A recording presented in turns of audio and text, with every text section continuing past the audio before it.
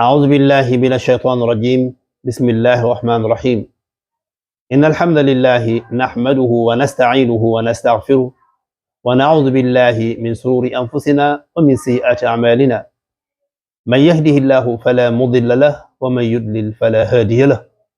وأشهد أن لا إله إلا الله وحده لا شريك له وأشهد أن محمدا عبده ورسوله. أما بعد. السلام عليكم ورحمة الله تعالى وبركاته. mbokk jullit yi ñu ngi leen di nuyu di ànd ak yéen ci seen chaîne bi nga xam si ne mooy HD 221 ak Adduna Buzz TV ñu fas yéene ànd ak yéen ci seen weeru koor incha allahu taala fas yéene jëriñoo ak yéen ci njàngalem diine. xam ngeen ne ñu ngi ci weeru màgg muy weeru koor, kon jaadu na ñu fàttalante ak yéen ci weeru koor wi ñu nekk lan mooy ci àtte ci lislaam. ñu fas yéene ànd ak yéen ci pàcc bu njëkk bi weeru koor farata gi mu nekk farata ci jullit bi ca yàlla farataal ko, ànd ak yéen ci ay xadis ak yi lan mbindum suñu borom subhanahu wa taala.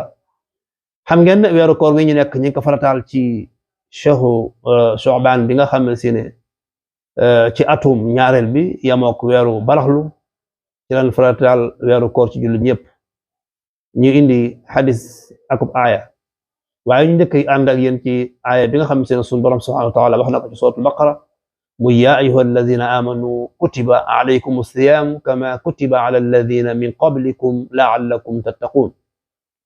suñu borom nee na yaa ayyuha alladina amanu, yéen gaa ñi nga xam si ne gëm ngeen yàlla gëm yonent bi gëm bisi penc.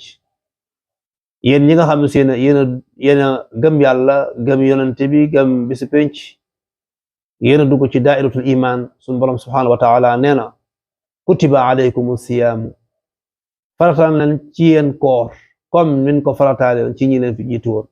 moo tax mu ni kama kutiba ala alladina min qablikum la'allakum xëy na di yéen tattaquuna ngeen am ragal yàlla. kon ñu gis ne koor bokk na ci njariñam bi ci njëkk mooy boo demee ba nga xam ne si na weer nga woor ba weer wi jeex, lim yi def ci yow ala lim lay bàyyee mooy ragal yàlla. te mbokk yi ragal yàlla ab jullit su fekkee ne si ne góorgóorlu na ba am ragal yàlla rek jaamu yàlla mën naa gën a ñoŋ. kon su ko defee incha allahu taala aaya bi nga xam ne si ne moo nekk suratul baqara, aaya boobu incha allahu taala lañuy fas yéene yam ak yéen ba suba ak jàmm incha allahu taala. ñu ànd ak yéen ci programme yeneen incha allahu taala, waaye lépp rek du jénn koor gi. kon ñu jox leen dig daje ba suba ak jàmm incha allahu taala ci waxtu wi. seen mbokk